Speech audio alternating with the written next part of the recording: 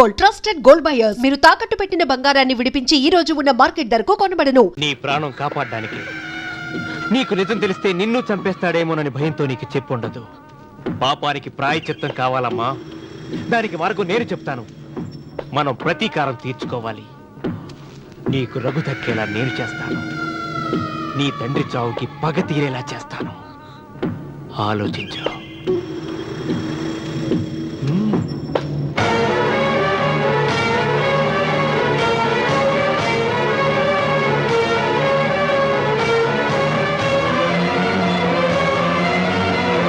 నేను నమ్మను. మా నాన్న దేవుడు. మా తాతయ్యకు జరిగిన అన్యాయానికి ప్రతీకారంగా పొలాలు స్వాధీనం చేసుకున్న మాట నిజమే, కానీ హత్యలు చేసే అంత దుర్మార్గుడు కాదు మా నాన్న. అందుకే చెప్పాను నువ్వు నమ్మలేవు, నన్ను మర్చిపోమని. సులోచన, అదే నిజమైతే మా నాన్న నిలదీసి నిజమేంటో తెలిసాక ఆ ఇల్లు వదిలేసి వచ్చి నేను నిన్ను పెళ్లి చేసుకుంటాను. అది మహాప్రమాదం. మా మధ్యలో మాట్లాడడానికి నువ్వెవడివి? మీ నాన్న చేసిన హత్యకు 14 ఏళ్లు శిక్ష అనుభవించిన వాడిరా. నీకు నా మీద జాలి రావాలి కానీ కోపం వస్తుందేంట్రా? మీ నాన్న మనస్తత్వం నాకు బాగా తెలుసు. నువ్వు నాగసులోచన ప్రేమించుకున్నారని తెలిసిన వెంటనే వీళ్ళిద్దరిని చంపేసి వీళ్ల పొలంలోనే పాతి పెడతాడు. నా మాట విను, ఇంకేం ఆలోచించుకో. నా మాట విను.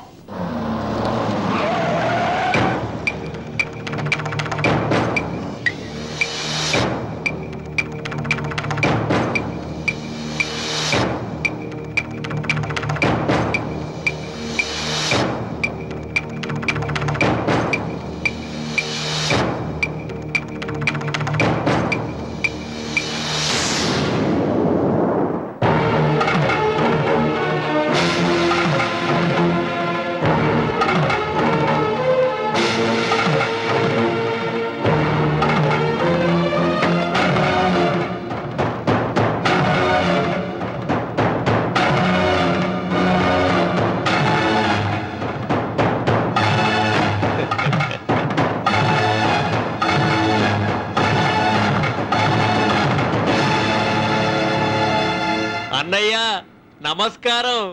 వీధి గుమ్మం వైపుకైతే నువ్వు రావని పెరటి గుమ్మం వైపుకు నేనే తీసుకుని వచ్చాను.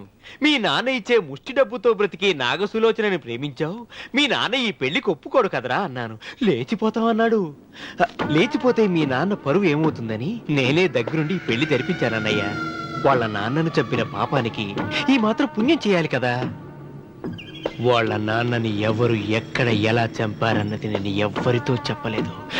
నీ బాధ నాకు అర్థమైంది అన్నయ్య, నీ బాధ నాకు అర్థమైంది. రేయ్, ఏంట్రా అలా చూస్తూ నిలబడ్డారు? వచ్చి కాళ్ళ మీద పడి ఆశీర్వాదం తీసుకోండి.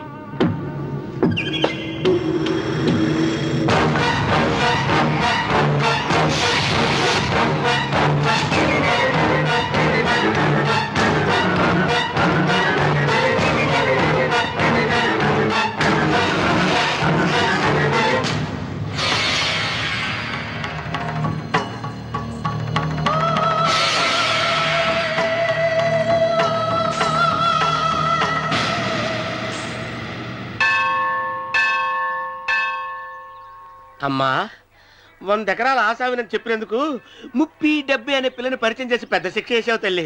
తప్పైపోయిందమ్మా, క్షమించే తల్లి. ఈసారి అలా చేయను. మంచి పిల్లనిచ్చి పెళ్లి చేయమ్మా, అలాగేనా?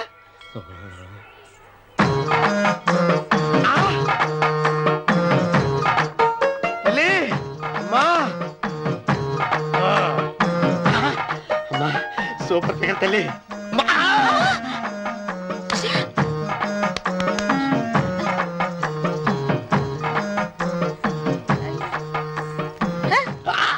నాకింకా పెళ్లి కాలేదు తల్లి. 100 ఎకరాల మాగానే ఉంది, 50 ఎకరాల కొబ్బరి తోట ఉంది, కానీ పెళ్ళం లేదు. పెళ్లిళ్ళ సీజన్ అయిపోతుంది. మంచి పిల్లని చూపెట్టి పుణ్యం కట్టుకో తల్లి. నాకు కూడా పెళ్లి కాలేదు తల్లి. నేను నీకు పురాతన భక్తురాలిని కదా. 7 అంతస్తుల మేడనిచ్చావు, 7 వరాలు నగలిచ్చావు, కానీ మొగుడు లేడు. మొగుడు లేడా? తొలి ప్రేమ మీద నీకు నమ్మకం ఉందా పట్టు చీర? మలి ప్రేమ మీద నీకు నమ్మకం ఉందా సిలుకు లాల్చి? ఉంది 7 అంతస్తుల మేడ. నేను నీకు నచ్చేనా 100 ఎకరాల ఆసామి? నువ్వు తప్ప ఎవ్వరూ నచ్చరు. వచ్చే మంగళవారం నా ఇంటికి ఒకసారి రండి నన్ను చూసుకోవడానికి.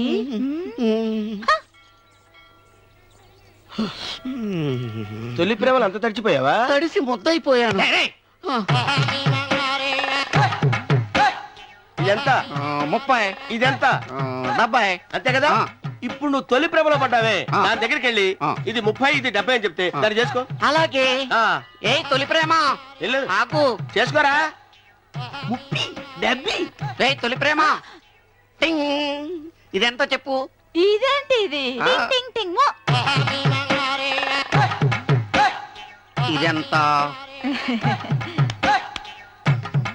ఇదంతా ఎందుకండి? ఎందుకంటే ఇదెంతో నువ్వు చెప్తేనే మన పెళ్లి అందుకు చెప్పు అది అది ముప్పి, అది డిప్పి. ఒరే గుంటనక వస్తున్నాను ఉంటారా? అచి సాచినోడా, నాకు వచ్చిన సంబంధాన్ని చెడగొడతావా? అంటే బాగా నవ్వుతున్నావు. నన్నే కొడతావా? అమ్మా నన్నే కొడతావా? అమ్మా చూడు, నువ్వు చేసింది తప్పో నేను చేసింది తప్పో మా చిన్నమ్మ గారిని అడుగుతాను. ఈ విషయం ఆశ్చర్యంగా అన్నట్టు చెప్తానే. అచిబా లే.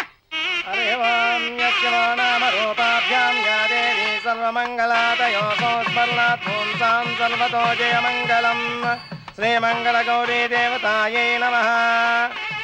అమ్మా తమ రెండో కోడను కూడా తీసుకొచ్చి కూర్చోబెట్టండి. అలాగే. లంబోదరాంగ్రద్వయమంబగ శ్రీ సర్వస్వామ్యం.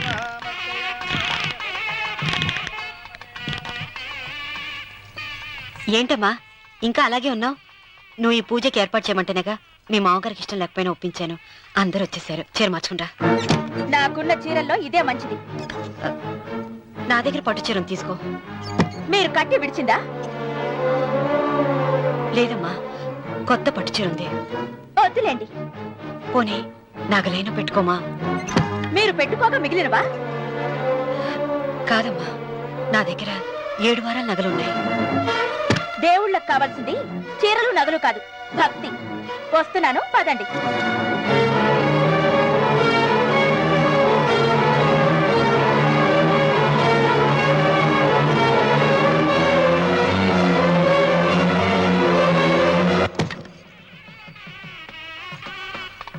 అమ్మా రెండో కోడను త్వరగా తీసుకురండి. ఈ హోరాలోనే వ్రతం పూర్తి చేస్తే చాలా మంచిది. ఆ, రఘు ఇట్రా. ఏంటమ్మా? వెళ్ళి సులోచన త్వరగా తీసురా. అలాగే.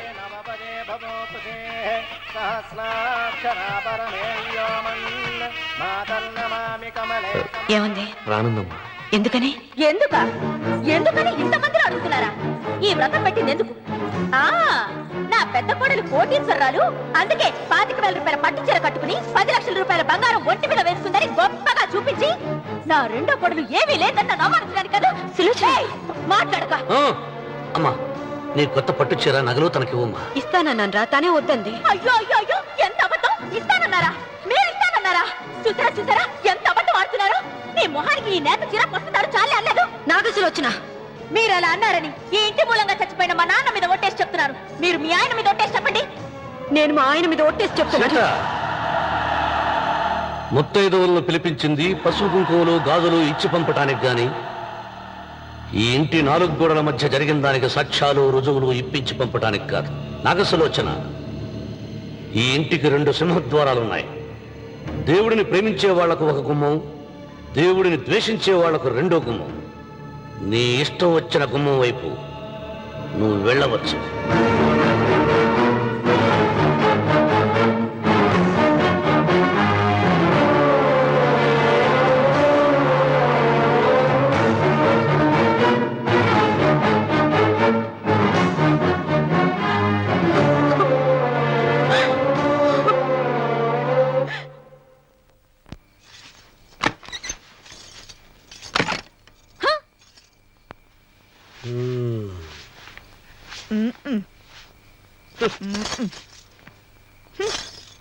పాలయ్యే నీ పాసి మొహానికి పాలు కూడానా?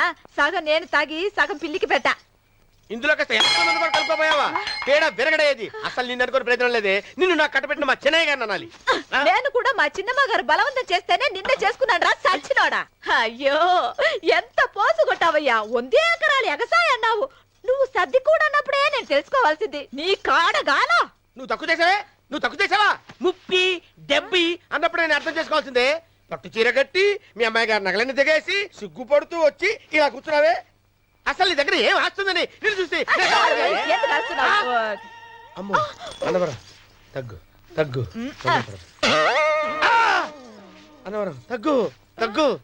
అయ్యా అయ్యా అయ్యా అయ్యా అయ్యా అయ్యా అయ్యా అయ్యా అయ్యా అయ్యా అయ్యా అయ్యా అయ్యా అయ్యా అయ్యా అయ్యా అయ్యా అయ్యా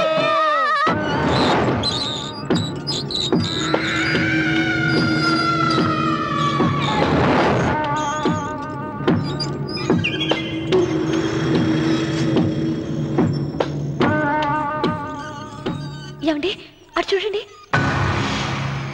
విచ్చిపతి లేక్కడి నుంచి నువ్వు తిను మావయ్య. ఏ ఇంటికి నా కోసం వచ్చావు, నిన్ను నేను గౌరవించుకోవాలి కదా. అది మా నాన్న కూర్చుని ఉయ్యాల వల్ల. ఆహా, రేపు ఆయన చచ్చిపోతే ఎవరు కూర్చుంటారు? ఆయన బూడిద పోసి పెడతారా? సులోచన రఘు లేడు, ఎందుకలా అరుస్తారు?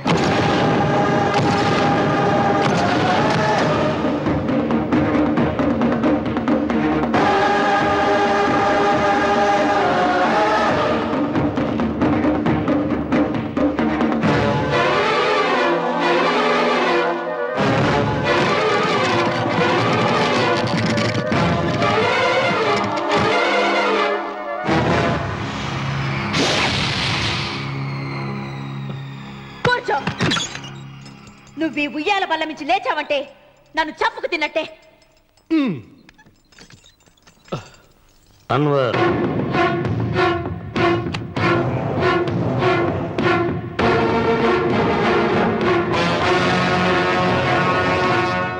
నువ్వు కూర్చో మావయ్య. సులోచన, బుద్ధి లేకుండా ప్రవర్తించకు. వేప చెట్టుకు పాలు పోసి పెంచినా అది చేదుగానే ఉంటుంది, కానీ తీయగా మారదని ఆయన ఎన్నిసార్లు చెప్పినా ఆయన మాట వినకుండా నీ అడుగులకు మడుగులెత్తాను. ఆయన ఎవరనుకుంటున్నావు? ఈ ఇంటికి పెద్ద. దేనిలో పెద్దండి? హత్యలు చేయడంలోనా? పక్కవాడ పొలాలు ఆక్రమించుకోవడంలోనా? వీధిలోకి వెళ్లి పసిబిడ్డని అడిగినా చెప్తాడు ఆయన ఎంతటి నీచుడో హంతకుడోనని.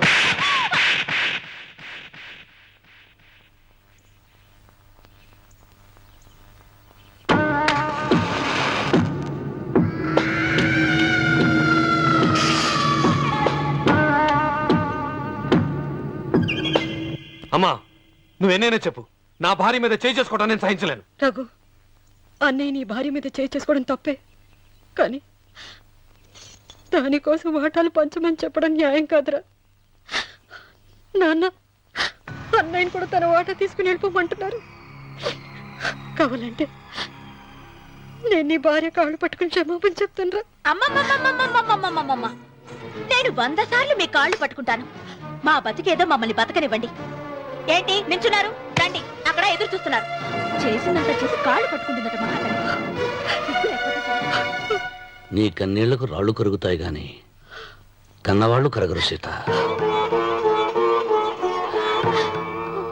సీత, వాళ్ళు చిన్నపిల్లలుగా ఉండేటప్పుడు ఎంత సంతోషంగా ఉండేవాళ్ళం. వాళ్ళు పెరుగుతుంటే ఆ సంతోషం తరిగిపోతూ ఉంటుంది. వాళ్ళు మన భుజం దాటి పెరిగాక ఇక గడప దాటి ఎప్పుడు వెళ్ళిపోతారా అని ఎదురు చూడటమే మన పని. బాధపడకు.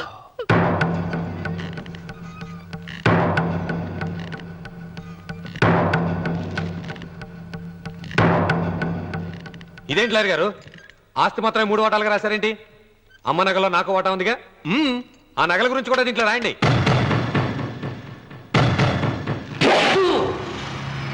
అది మీ తాత పిత్రార్జితం కాదు, నా స్వార్జితం కాదు. నా భార్య స్త్రీధనం. అందులో వాటా ఎవరికి రాదు, లేదు. ఓహో, అమ్మ గదిలోకి వచ్చి ఏడిస్తే నా మీద ప్రేమ అనుకున్నాను. నగలివ్వాలని ఏడుపా. ఈ ఏడుపేదో నన్ను కనక ముందు ఏడవాలి.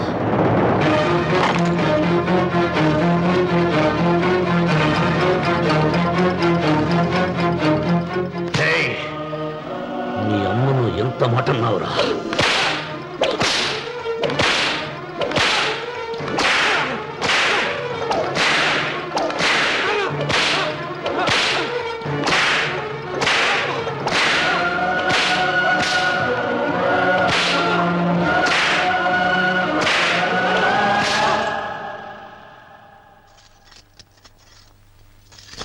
మీరేం పెద్ద మనిషి అండి?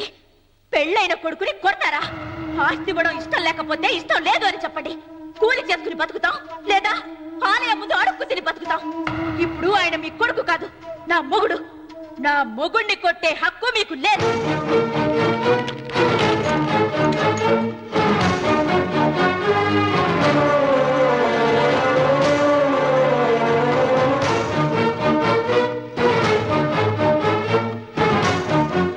రఘు, నీకు కావాల్సింది ఈ నగలేగా తీసుకొచ్చాను.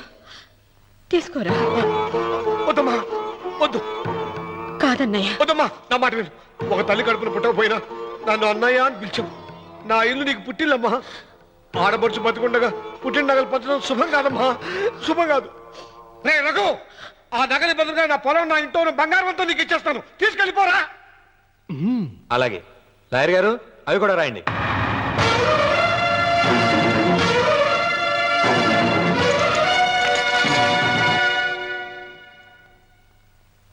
నాన్న, నాకు ఆస్తక్కర్లేదు. నేను మీతోనే ఉంటాను. మరదల్ని కొట్టే సంస్కారం ఉన్న కొడుకుని ఇంట్లో ఉంచుకునే సంస్కారం నాకు లేదు. వెళ్ళిపో.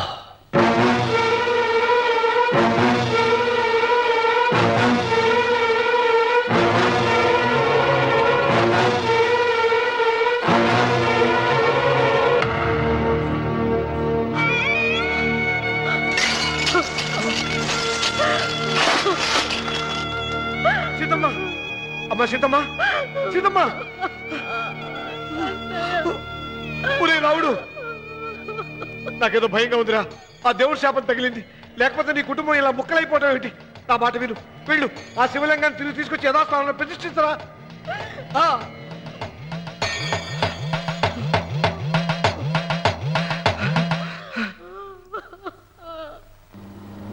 ఇదేమిట్రా రావుడు, శివలింగాన్ని తీసుకొస్తానని బయలుదేరి ఆలయం దగ్గర తీసుకొచ్చావేంటి?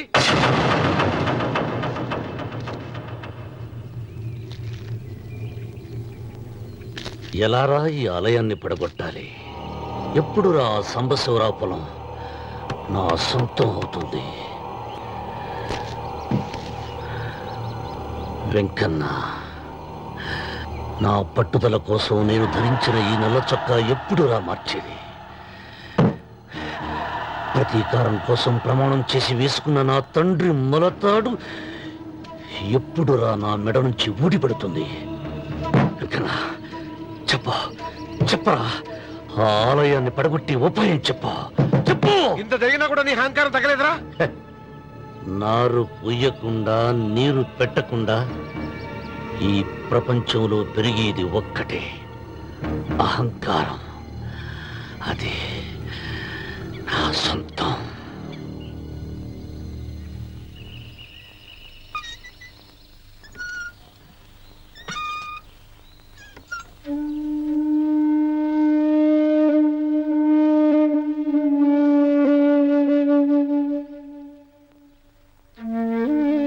పిల్లలు వెళ్ళిపోయారు,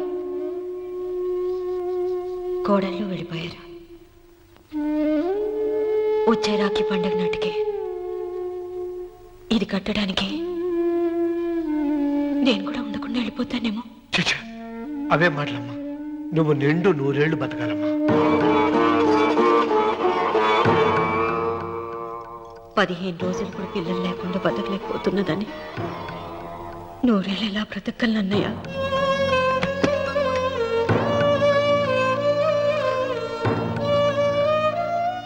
వీటి కోసమేగా మా పిల్లలు ఇద్దరిని ఇంట్లోంచి వెళ్ళగొట్టారు. నేను చనిపోయాక మా ఇద్దరు కోడలికి సమానంగా పంచిపెట్టమని చెప్పు. ఇప్పుడు ఎందుకమ్మా అదంతా? అసలే నీ ఆరోగ్యం బాగలేదు. నన్నెప్పుడు నిండు ముత్తేదిగా చూడాలనేది ఆయన కోరిక. పోయే ముందు ఒక్కసారి నిండుగా అలంకరించుకోవాలని ఉందన్నయ్య.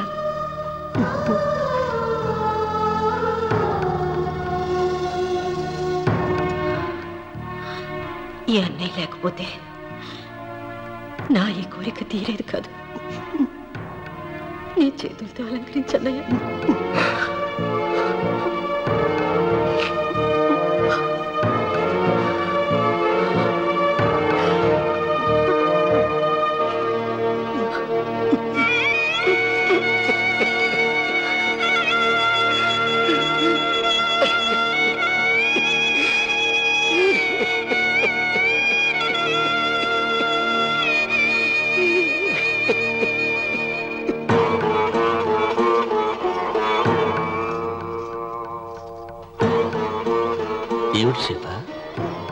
వడ్డానం పట్టట్లేదు, సరిగ్గా పెట్టండి. పేరంటానికా? అర్థం ముందు అలంకరించుకుని కూర్చోవడం కంటే ఆడదానికి వేరే పేరంటే ఉంటుంది చెప్పండి. ఏమండి, మీరు ఉత్తమ జాతి స్త్రీ రెండో కోరిక కోరదు అన్నారు. అందుకే మిమ్మల్ని అడగలేకపోయాను. కానీ చనిపోయే ముందు నీ ఆఖరి కోరిక ఏమిటి అని అడుగుతారు. నా ఆఖరి కోరిక ఆ శివలింగాన్ని తీసుకొచ్చి ఇంటి ముందు ప్రతిష్ఠించండి. సీత, పళ్ళు గట్టిగా ఉంటాయని, నాలుక మెత్తగా ఉంటుందని మనం పళ్ళకే ఎక్కువ విలువనిస్తాం. వయసు పైన పడుతుంటే ఒక్కొక్క పన్ను రాలిపోతుంది. వయసు పెరుగుతున్న కొద్దీ ఒక్కొక్క బిడ్డ దూరం అయిపోతాడు. కానీ నాలుక మాత్రం భర్తకు భార్య లాంటిది, భార్యకు భర్త లాంటిది. బ్రతికినంతకాలం తోడుగా ఉంటుంది. బిడ్డలు దూరం అయిపోయారని ఏదోదో మాట్లాడుతున్నా. సీత, నా మీద కోపం వచ్చిందా?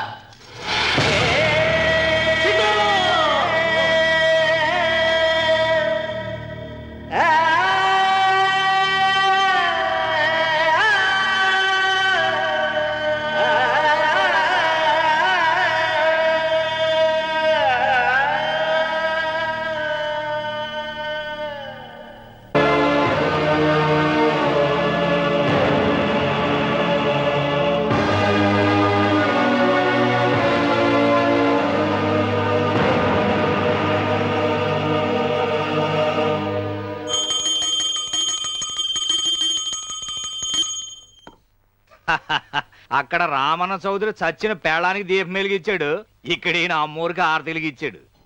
నేను ఆ రోజే చెప్తేనే అది చాలా మహిమగల శివలింగము, దాని జోలికి పోతే సర్వనాశనం అయిపోతాడని. పిల్లలేమైనారు? ఇల్లు వదిలిపోయినారు. పెండ్లాము లోకం ఏడ్చిపాయ. ఇక రామన్న చౌదరితో పాటు ఆయన వంశం కూడా గబ్బు లేచిపోతాడు. ఒకవేళ భయపడి ఆ శివలింగం మళ్ళీ యథాస్థానంలో పెడతాడేమో. పెట్టడు. పెట్టాలని ప్రయత్నిస్తే ఎట్లా ఆపాలనో మనం చూసుకుందాం.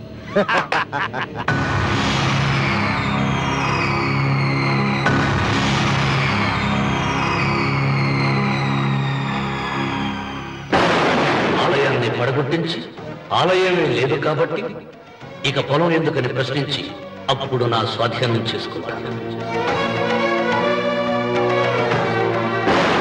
అమ్మవారి ఆలయాన్ని నువ్వు తాకలేవు.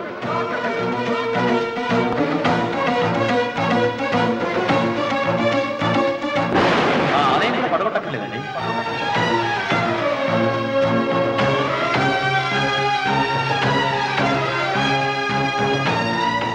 నీ వంశం నిర్వంశమైపోతుంది.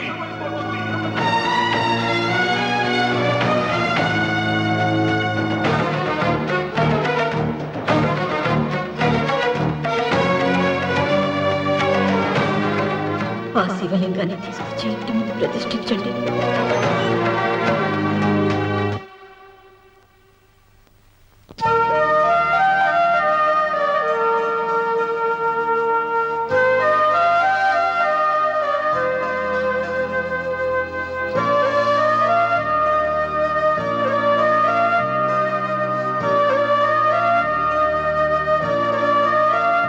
రావుడు, ఆ నెల తర్వాత నీకు శుభార్త. నీకు మనవడు పుట్టాడు రా.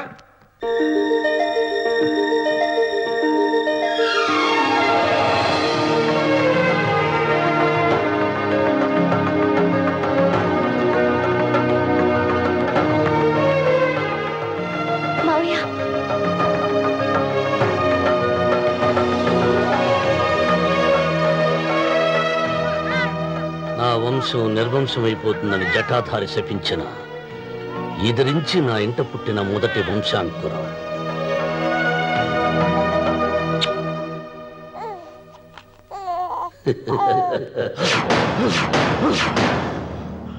నవ్వుతున్నాడు. ఆ రమణ నవ్వుతున్నాడు. మళ్ళీ నవ్వుతున్నాడు. వాడు నవ్వుతున్నాడు. వారసుని పుట్టాడని హాయిగా నవ్వుతున్నాడు. వాడి ముఖంలో ఆనందం కనిపిస్తే నీ జీవితంలో నిప్పులు పోసుకున్నట్టే తెలుసా? నా అనుమానం 3వ వాట కింద తను ఉంచుకున్న ఆస్తి, అంతస్తు, నగలు అన్ని అన్ని అన్ని ఆ పెಟ್ಟಿకి రాసిస్తాడు తెలుసా? మొన్న డాక్టర్ పరీక్షించి ఏం చెప్పింది నీకు? పిల్లలు పుట్టే అవకాశం చాలా తక్కువగా ఉంది అని చెప్పలేదు?